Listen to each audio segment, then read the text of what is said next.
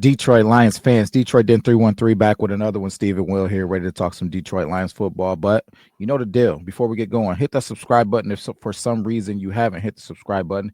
And we got our members membership where we do all these giveaways, man. We got the tiers. You know how it is. You've heard the spiel. If you're interested, it is strongly recommended but not required. Steve, what is on the table today? Still waiting on Teresa Ruckel. I'm going to keep saying her name at the beginning of every show. Got to get this helmet to you. Reach out to me on any platform you have, and we'll try to get you this helmet. There's people demanding that I do a redraw. All right, I'm going to give you a little time. I'm a little patient, but Steve, I'm in the same boat with Greg Kellogg. Yeah, reach out if you guys want stuff. If you're members, check out our members only live stream. Go to our page, go to the videos, and then under the live tab, watch our members only giveaway. See what you won. Reach out to us. We can't hold on to this stuff forever, but we're going to give you a little time.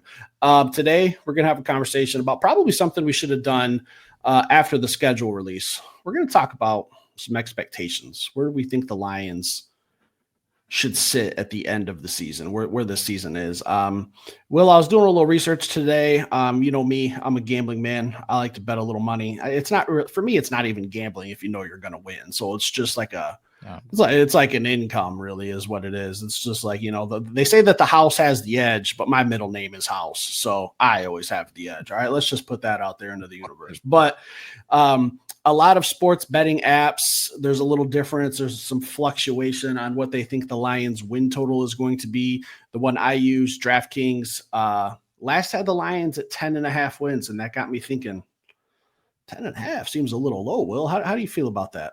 I know you're not a bettor, but Yeah. I'm not a betting man. I'm not a betting man at all. I said it all the time. If I'm going to make a bet, I'm going to call you and see what the situation is. But honestly, never did DraftKings or FanDuel or any of that stuff. It's just not my vibe, man. I like more sure things. I like it when things are in my hands, not other people's hands. So I just have a hard time betting. But I will say, I feel like it's all over the place. The professionals are doing stuff, and I feel like there's a little bit of a split between a few games and even some of the professional sites. And then if you look at Twitter, you got people that are saying that the Lions are going to be another 15-win season. You got other people that are saying that we're going to have a losing season. So it's all over the spectrum. So here's how I look at it, Steve, and just take it for what it's worth. When I look at the Detroit Lions, or when I'm looking at a football team, I'm thinking, first things first, are we going to be competitive? Steve, when we first started doing this podcast, we both said the hope is that we can become a football team that is expecting to be in the playoffs. We're that now. We're that. I'm expecting for the Detroit Lions to be in the playoffs. Now, I feel like the Detroit Lions are now in a space to where I'm expecting to compete for a Super Bowl. I'm expecting to compete for a Super Bowl. I look at this roster and that's what I see. I'm expecting to compete for a Super Bowl. Now, what can I tell you what that looks like as far as wins and losses? I can't. I can tell you that I expect to win at least 10 games. I do expect that. But I don't know if we're going to win 15, if we're going to win 9, but I expect us to be in the playoffs, and I expect us to be a playoff team that can make some noise as long as we're not crippled like we were last year. And even being crippled, we still were a team that was in the playoffs and looking to make some noise. So that's all I really got, Steve. I think that this is a Super Bowl contender that we have right now. I think Brad is handling this team in a way to make it a continuous Super Bowl contender, because I think it's a farce when people say, hey, if we sign Trey Hendrickson, we'll win the Super Bowl. If we get Max Crosby, we'll win the Super Bowl. That's just not how the world works. Now, if you said, if we sign one of those guys, we compete for a Super Bowl, absolutely. One thing that you say pretty often, Steve, is the Super Bowl is the hardest professional championship to win. I agree with you. Just getting one of those guys doesn't mean you win the Super Bowl. So wouldn't it make more sense as a hockey quote or a hockey term analogy for, so to speak, shots on goal? Wouldn't you want to have a team that can compete for a Super Bowl for 5 years, 10 years, and then when the stars align, you win it? Not, hey, I get one of these guys for 2 seasons and I have to win the Super Bowl in that window, and if I don't, the wheels are going to start falling off of this thing. So my expectation going into the season is we have a Super Bowl caliber team, right, that ends up competing for a Super Bowl. and that's that. I can't really tell you wins and losses and that, but I would be surprised if we didn't have 10 wins. So you're the better, right? You are the expert, the SME, so to speak, subject matter expert. So you lay the gospel on me, man. What is the expectation for your eyes going into this season?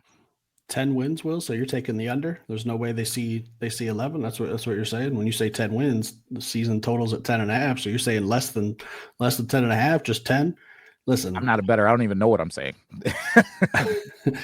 that's what that means. 10 and a half means if you take 10, you're taking the under, which is absolutely crazy. Will, I'm telling you right now, we're going to win more than 10 football games. But to me, it doesn't matter.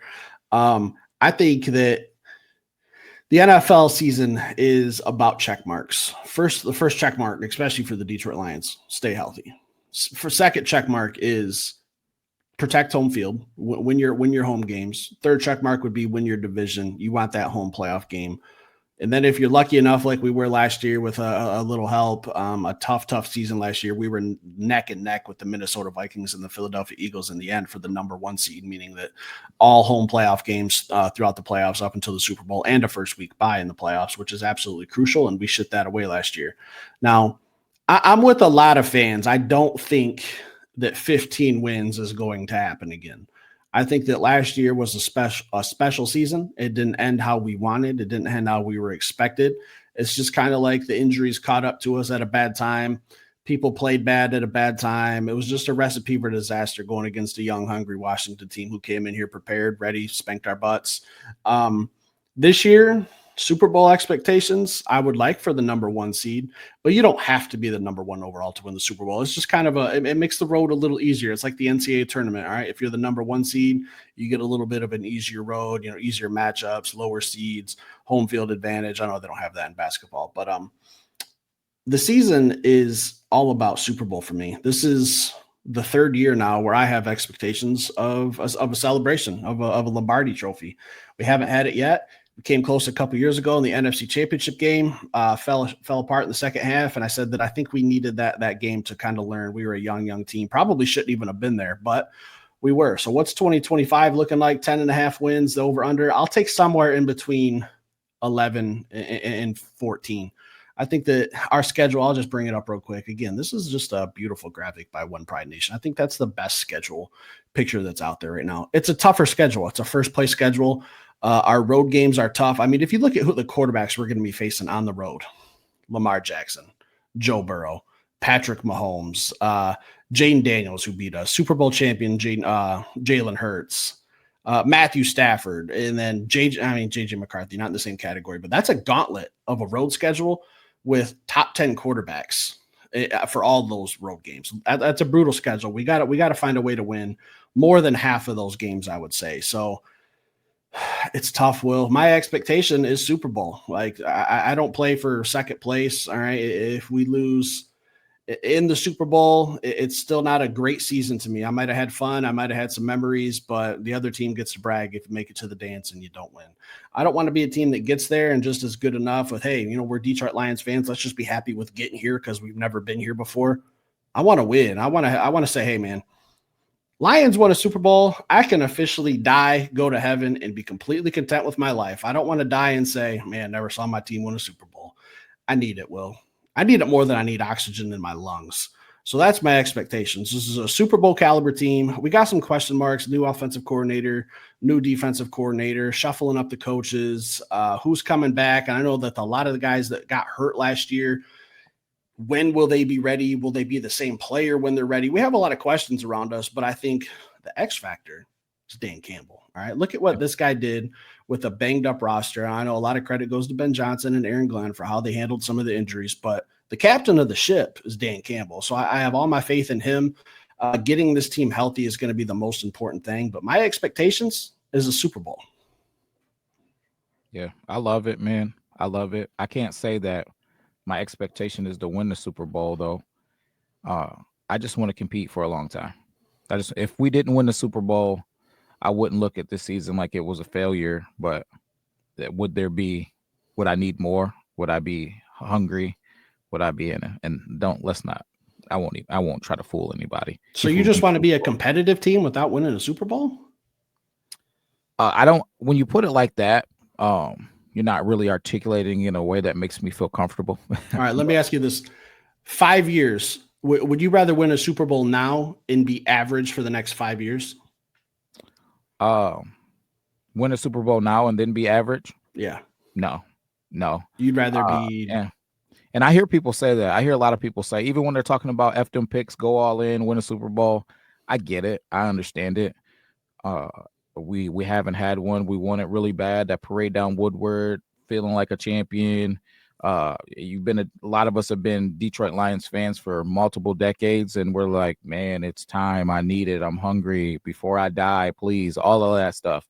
I get it and I respect it, but I wouldn't want to sacrifice the future. And I just don't think that it makes sense because there's no guarantee that it's going to happen. Like it's easy for us to say for conversation purposes, but there's no guarantee that if you go all in, that you're going to be successful. So if you go all in on a season or two and don't have success, and then you're looking at a dumpster fire moving forward, it would be a nightmare. I would rather continuously be there to compete in hopes of eventually you get hot and you go on a run. Look at what we were doing 2 seasons ago when we were a half away from being in the Super Bowl. One half of football away from being in the Super Bowl. At the beginning of that season, we didn't expect to be in a Super Bowl. At the beginning of that season, Steve, we said that we wanted a home playoff victory. That's what we wanted. A home playoff game and a home playoff victory. That would be phenomenal. And then we ended up one half away from the Super Bowl. So once you make it to the dance, any team can get hot and make a run. Any team can get healthy and make a run. Any team can be in a perfect situation where some other teams aren't healthy and the stars align. So I just want to continue to make it to the dance, to have that opportunity to make it run, because you can't win the big one if you're not in the dance, man. So that's how I look at this thing. Because like you said, man, it's the hardest championship to win. Now, I do think that having insurance, and I'm not going to get into our show yesterday, but I would go back and refer to that if you want to know what I'm talking about. I do believe that having insurance and depth are things that we need to ensure that we continue to make it to the dance. I do believe that signing our players that we've drafted, because Brad is a phenomenal drafter, re-signing and continue to re-sign those players is going to give us those opportunities. So I'm just looking for more of that. These are guys that are the core group of guys that Brad brought in. They're great football players. Keep them on this roster. And for the next decade or so, let's keep going after it. And then through attrition, we'll replace them with more of the same. Are you ready to just say, hey, F them picks, let's go all in, let's make a trade or two, let's spend money on a guy or two, or maybe even like one guy, on this team, you know what I mean? Hey, let's really dump a little crazy amount of money in Aiden. Let's pay Brian Branch. Let's go all in on these next few seasons, knowing that things are going to start to trickle away. Maybe you're losing a guy here or a guy there as this thing unfolds, because I feel like there's been some hard negotiation with guys. Even if you're looking at the situation with Alex Anzalone right now, they're setting the table for this financial responsibility so we can have longevity. William, I think something happened when you put that wig on and you just became absolutely crazy, because you must be nuts. Being competitive, getting to the playoffs, it's not good enough for me. I need a Super Bowl. You play the game to win a Super Bowl, not to make the playoffs. The playoffs is just a check mark. When you were talking, the first thing that popped in my head was the 2004 Pistons. All right, they won the championship in 2004.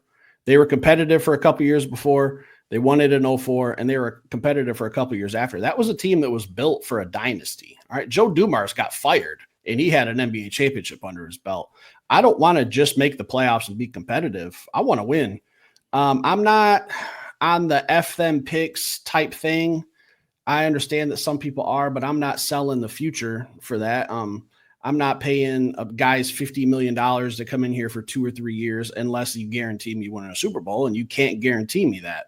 And I know I've spoken about Trey Hendrickson, Max Crosby's not happening. That's out the door. Myles Garrett's not happening. So I'm not about F them picks, but I just look at a lot of teams in the NFL that have been competitive but haven't won. Like, I don't want to be in the same boat as the San Francisco 49ers, who make the playoffs almost every year, make a couple Super Bowls and lose.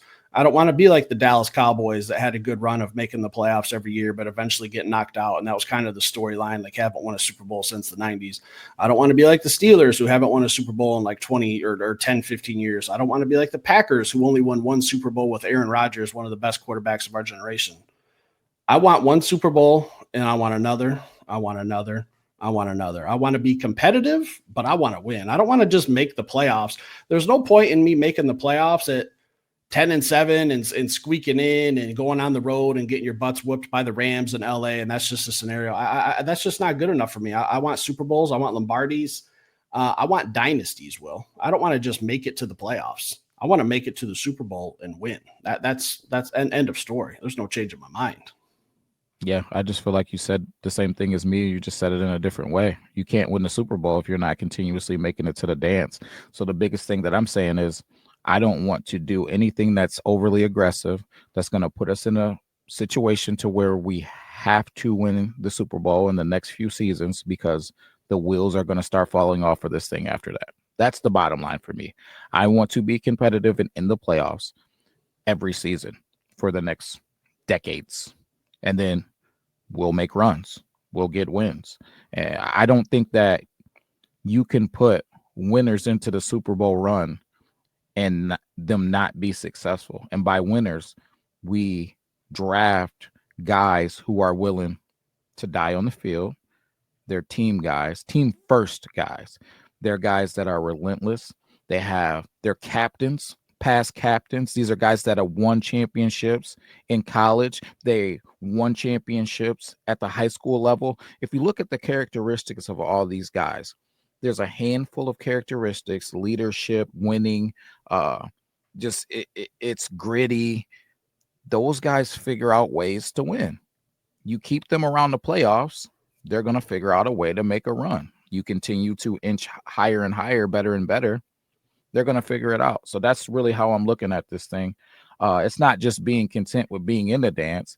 It's just knowing that if you get the right guys at the dance, they're going to get the girl, man. They're going to get the girl. They're going to seal the deal. So I just think we got to keep getting there. We got to keep getting there and the run will happen. Now, me being realistic, as I look at this team, I want to make a playoff run. I want to win the Super Bowl. I do think there's some things that we need to overcome. Think about our coaching staff. It's not anything I'm panicking about or worried about. We got two coordinators that are new. When the Philadelphia Eagles went through that, they had some growing pains. It wasn't catastrophic, but they had some growing pains that they had to go through. We have some key players that are banged up, starting with Aleem McNeil. That's something that we're going to have to. He plays a key role for us. No, we got Talik Williams. He's a rookie. I don't expect a lot from rookies. I'm not going to say that he's going to come in to the league and be Aleem McNeil. So there's going to be some growing pains until we get Aleem McNeil back. We have some question marks. Guys like Marcus Davenport. Will he be the guy that the coaches think that he will be? Or will he be the guy that he's been over the history of his career? Yet remains to be seen. I hope he's the guy that the coaches believe that he's going to be. And I'm still hoping for that insurance signing. But these are all things that are question marks and reasons why I think that we need to be cautious for this season and be ready for a little bit of adversity. That doesn't mean don't be ready to make the playoffs. That doesn't mean don't be ready to have a team that's not competing for the Super Bowl. I think this is a team that's still going to be equipped to do all of those things. It's just some things to look out for, because when we talk about this team next season, we're going to be talking about a team that's coming back with a second-year veteran defensive coordinator, a second-year veteran offensive coordinator. These guys with another year under their belt, and St. Brown and Gibbs and Montgomery and Laporta and Aiden Hutchinson and Talik Williams and Kirby Joseph and Brian Branch. And I could go on, Jack Campbell, and hopefully Alex Anzalone is getting re-signed or extended. All these guys are just going to have another year of gelling and the other year of experience. This is a veteran team now. This is a veteran team. Even these rookies that are coming in, they're coming in and being welcomed in by Panay Sewell. They're being welcomed in by Frank Radnow. They're being welcomed in by Taylor Decker. These are veterans that are showing them the way. We're not just that team that's when we looked at the stats and it said one of the youngest teams in the NFL, puppies running around trying to figure out how to get this thing done, just playing super tough and gritty. Now we're coming in with a football acumen and intelligence and the toughness and the grittiness and a coach who's already went through his football being a head coach growing pains. I'm looking for big things for this Detroit Lions team again for the next decade. Here's the situation that's been on my mind, and I don't want to run into this. And this is a conversation for probably years down the road. If we're re-signing all these players, like the ones we've already re-signed, Kirby, Goff, Sewell, St. Brown, whoever else I'm missing, and let's say we re-sign Hutch, re-sign Branch, re-sign JMO, we re-sign all these big contracts, and you don't win a Super Bowl within X amount of years, eventually we're going to have a conversation about blowing this team up and starting from somewhat scratch. And I don't want to use the term rebuild, but if you're not winning a championship with teams, that's what you have to do. And I don't want to get into that yet, but it is something that's on my mind. Is you're re-signing all these guys to massive max deals, and they're the top player at their position throughout the NFL. I don't know how much pressure that puts on a team or a fan base to win, but I think it's something that is on the back of my mind. Is the more you re-sign these guys, I think the more that pressure becomes, because teams throughout history in every single sport try to keep their core together. But if that core is not winning championships, teams try to sell them off or trade them off and get capital and try to do I don't like the term rebuild because that's definitely not what I want. But I just look at a team like the Detroit Red Wings. Like they had a lot of glory years. They had a lot of great players. And if you take away those championships and those guys never win, you probably go into a rebuild a lot faster. That might be a bad analogy, but hopefully you guys get what I'm saying. Is you have to win a championship or this thing all starts completely over potentially. Now I don't want that, but maybe 4 or 5 years from now, we're sitting no Super Bowls, and maybe we're trying to trade Aiden Hutchinson. Maybe we're trying to trade Amon-Ra St. Brown. Maybe we're trying to trade Kirby Joseph. And it's going to be tough because maybe teams don't want to pay that kind of money for the money that we're going to be paying them. So I don't want to be in that boat. So I don't know what the years is. I don't know if it's 4, 5, 6, 7, but there is a deadline on when you have to win a championship with this core group of players. I think yes and no, depending on how you do business. Nobody's saying that these guys have to get their next contract, and I think that's when things are going to change. Like when they sign they play out their rookie deals, they get that next deal, and then I think deal 3 is when, or deal 2 really essentially, is when things are going to get interesting. I think that's when you're going to see some decisions. Who's on the decline? Who can we do without? What rookie? Hey, maybe Dan Jackson's playing out of his mind. Maybe he's stepping in. You know what I mean? Like, I'm not saying that that's probable, but a lot of variables. Yeah, it's a lot of variables that are going to be happening during that time. Hey, maybe Hassanin is playing out of his mind. Like there's contracts. See, think about right now. Here's a good example. Graham Glasgow situation, Taylor Decker's situation. Hey, Miles Frazier comes in and plays out of his mind. There's going to be a tough situation that goes on. Hey, if Tate adopts playing center and does it seamlessly, hey, maybe we got to have a conversation with Frank in his toe, and maybe we're okay with him retiring a little bit sooner, or maybe a contender wants to give him a huge contract and bring him in for a couple of years, kind of like the Chicago Bears did with those guys. It's a conversation. Maybe we get cheaper. These things can happen. Not saying that those are probable and those are the things that I want to happen, but just speaking to, hey, you got guys like Christian Mahogany, maybe Giovanni Manu. Maybe Gio works out, man. So maybe he's taking somebody's position so we can get cheaper and younger. These are all things that happen in the NFL all the time. If these young players step up and they're ready to play starting roles, then you can let that veteran guy go, and you can get that big contract off of the books. Detroit Lions are a team that develop players really well, and Coach Shepard is something that he said that's something that he prides himself on, developing players. Coach Hank Fraley, he said the same thing, developing players.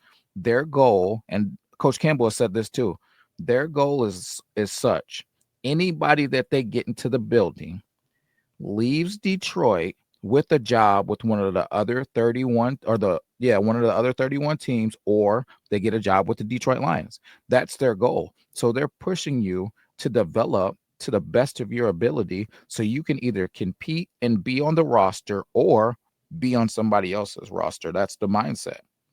I don't see any reason, man, that this roster cannot continue to keep growing and getting better if Brad continues to do it the way that he's done it throughout this process. Last thing I'll say is this, and you mentioned the Detroit Pistons, the 2004 Detroit Pistons. One of the cool things about that Detroit Pistons team is they didn't have a superstar. They didn't have a LeBron James. They didn't have a Dwayne Wade. They didn't have a Shaquille O'Neal or a Kobe Bryant. Everybody on that team was strategically a role player that did their job, and it was blue collar, that team. That's what made it so cool. They were talking about signing Carmelo, bringing Carmelo Anthony in, bringing these big name guys in, that them and blowing that team up.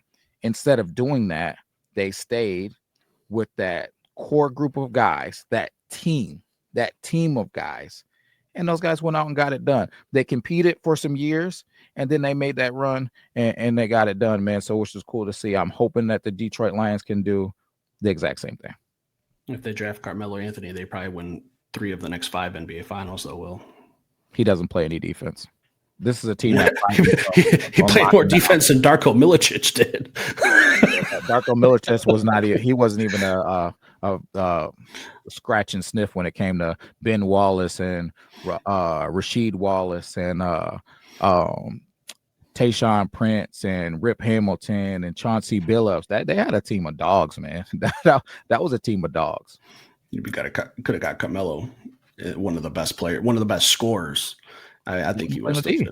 I don't need him to play. I need him to score offense. I mean, we're not talking Pistons, but well, the point is, eventually, that Pistons team ended up having to blow it up because they stopped winning, stopped competing. Everyone got older. I don't want to see the Detroit Lions do that. All right. And the guys that you mentioned, Ragnow, Glasgow, Decker, I don't consider them the core of this team. They're important pieces. Don't get it wrong. But I think of the core as like Penei Sewell, Aiden Hutchinson, Amon-Ra St. Brown, Brian Branch. That's the core. Like Frank Ragnow, he's on the clock. All right. We've talked about it all the time. And you've used the term as well, back nine. Like they're at the end of their career. I don't consider them the core youngest part of the team.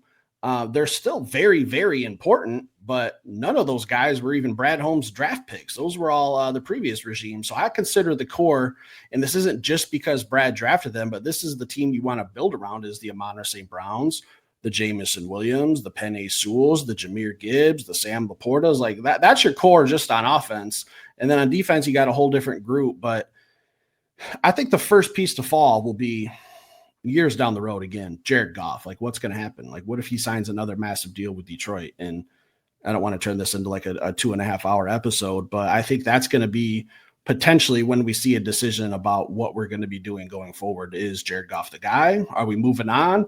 Let's pretend Hendon Hooker goes somewhere else this offseason. Like, the quarterback is the most important position on a football field. So within 3 years, I think my situation is going to start becoming a reality. So let's just solve the problem and win 3 Super Bowls in a row, and then we don't even have to worry about it. Will, end of story. Oh, you still got to worry about it because you still got to make a decision. Are you gonna?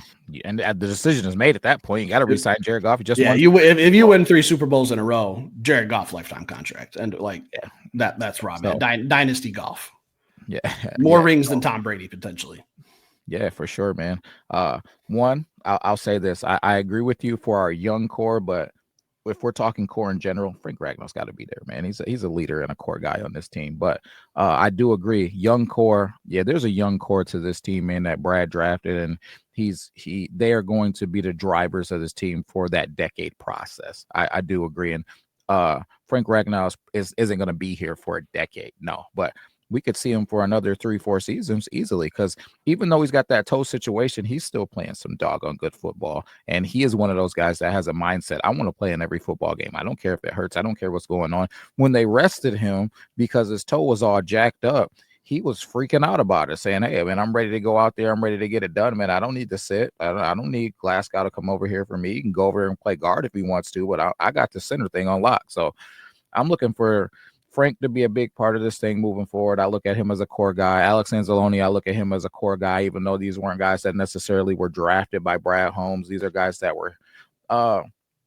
a little bit older. They were veterans when these young guys were coming in, kind of showing those guys the way, man. Now we might move on from guys like DJ Reader and stuff like that. And no disrespect to DJ Reader. I love him. I love his game. I just contractually, there could be some issues there. Yet remains to be seen. We'll see what happens. He's on the last year of his deal. But some of these secondary guys too, like we're pretty deep in the secondary. If Ennis Rakestraw pans out, Terry and Arnold takes a step forward, we'll be in a situation to like, hey, do we gotta re-sign these guys to deals? Brad Holmes was just talking about how expensive these guys in the secondary are and how it's hard. So those are guys that I could see maybe not being in that core group of guys, moving forward. But unbelievable. Are you nuts? Frank Ragnow not in the core?